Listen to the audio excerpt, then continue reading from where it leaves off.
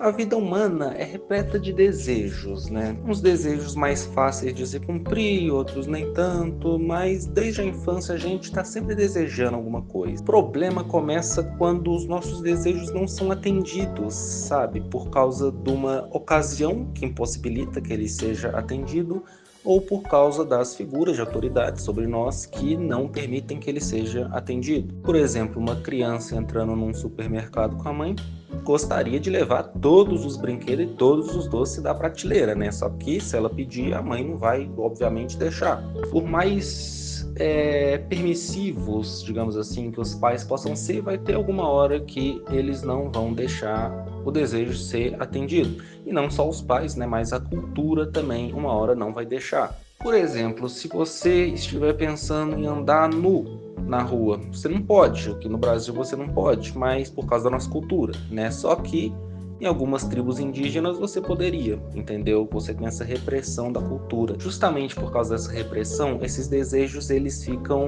são mantidos ali no nosso inconsciente. Ele não desaparece, ele é introjetado dentro da gente, dentro do inconsciente, e aí depois ele volta como angústia, como culpa. Sim, a culpa vem mais ou menos do mesmo lugar que a vergonha vem, né? Quem viu o vídeo aí de onde vem a vergonha sabe que também vem justamente dessas proibições de realizar os desejos. Só que no caso da vergonha tinha toda a questão, né, do grupo, do pertencimento e tudo mais. Hoje a gente não vai falar de vergonha, a gente vai falar justamente da culpa e dos mecanismos de defesa que o seu cérebro tem para lidar com essa culpa, com essa angústia. Porque, igual no vídeo da vergonha, se você não assistiu, eu recomendo que você assista, porque ficou muito bom o vídeo, é muito explicativo. Essa repressão, essas normas dadas pelos pais e pela cultura, elas formam uma instância no nosso cérebro que chama superego. E o superego, ele vai justamente vigiar os nossos desejos, vigiar o que pode e o que não pode, entendeu? Ele vai exigir um comportamento perfeito do ego, que no caso é a parte do nosso cérebro que fica na consciência, no consciente. É a parte do nosso cérebro que nós temos controle, digamos assim.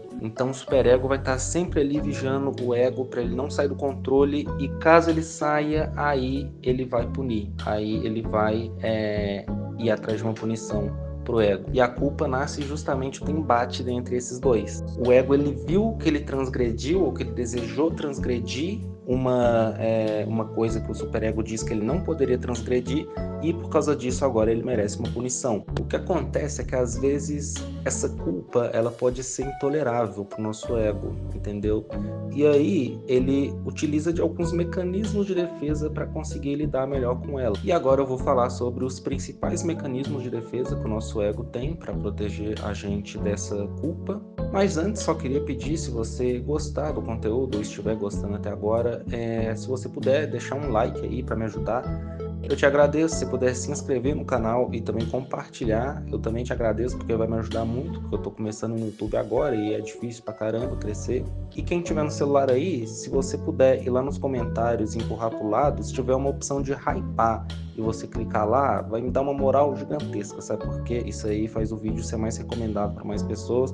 Se puder dar essa moral, eu te agradeço muito. Obrigado. Então agora vamos para alguns exemplos de mecanismos de defesa. A gente pode começar com a repressão, que é basicamente a mais básica, a mais utilizada, que é quando o ego ele vê que ele tem um desejo inaceitável e aí ele empurra esse desejo para o inconsciente, para ele ser esquecido ali, entendeu? Na verdade, nada é esquecido, né? Uma hora ele vai voltar de alguma outra forma, só que é a repressão. Lembrando que esses mecanismos de defesa não protegem o ego só da culpa, mas de toda dor psíquica também. E aí uma pessoa pode ter um trauma, por exemplo, e o ego dela reprimir esse trauma pro inconsciente, entendeu? Para não lembrar, para se livrar daquilo. A gente tem a negação também, que é quando o sujeito ele reconhece algo, ele sabe que ele reconhece, só que ele não quer admitir isso, porque isso traria prejuízo, isso traria dor, sofrimento ou culpa, né? Então ele vai e nega isso. Por exemplo, vamos supor que eu briguei com a minha mãe, aí eu vou e falo, não, eu que estava certo nessa história, e aí eu vou e fico nessa picuinha, e aí eu durmo e sonho com a minha mãe, e acordo e eu falo, não tem nada a ver uma coisa com a outra, é porque outros motivos, não tem nada a ver com a briga, porque eu que tô certo, entendeu? A negação age assim. A gente tem também o isolamento, onde uma pessoa começa a relatar um evento traumático na vida dela de uma forma sem emoção, de uma forma fria. Por exemplo, a morte de um amigo. Meu amigo, ele morreu e isso doeu muito em mim, só que aí eu falo disso de uma forma como se não fosse angustiante, sabe? Às vezes até em um tom, fulano já conseguiu partir dessa para melhor e eu tô aqui me lascando ainda, sabe? Sem trazer essa angústia, entendeu? Isolado dessa angústia. Temos a formação reativa, onde a pessoa começa a ter uma atitude exagerada no oposto do que ela realmente sente por alguma coisa, entendeu? Por exemplo, eu sinto muita raiva de determinada pessoa, só que eu não posso expressar isso, eu começo a ser excessivamente carinhoso com essa pessoa, entendeu? Para conseguir compensar isso para mim de alguma forma, mas no fundo eu sei que eu tenho raiva dessa pessoa. Essa é a formação reativa, eu agir exageradamente no oposto do que eu realmente estou sentindo. Temos também a anulação retroativa, onde a pessoa busca corrigir algo que ela fez que ela considera inaceitável através de algum ritual. Então, tipo assim, a gente pode ter isso até em religiões, né? Mas a gente pode ter simplesmente, eu comi um biscoito que não era meu, mas aí eu vou e compro outro para anular, entendeu? Porque aí tá pago, aí agora tá tudo certo. A gente tem a identificação, que é quando o indivíduo começa a incorporar as características de outra pessoa para ele se livrar da angústia. Por exemplo, uma criança que tem um pai abusivo pode começar a ser abusiva também, a ser violenta, agressiva também, em uma tentativa de não sofrer mais com isso, entende? Lembrando que a mente de uma criança ainda está em formação, ela não entende direito como é que funcionam as coisas. É muito interessante analisar isso. Se você tem interesse em como é que funciona a mente de uma criança, eu fiz um vídeo aí que fala sobre justamente porque algumas crianças têm tanta dificuldade em lidar com a derrota. No caso, não tem nada a ver com pai abusivo, mas com derrota, né?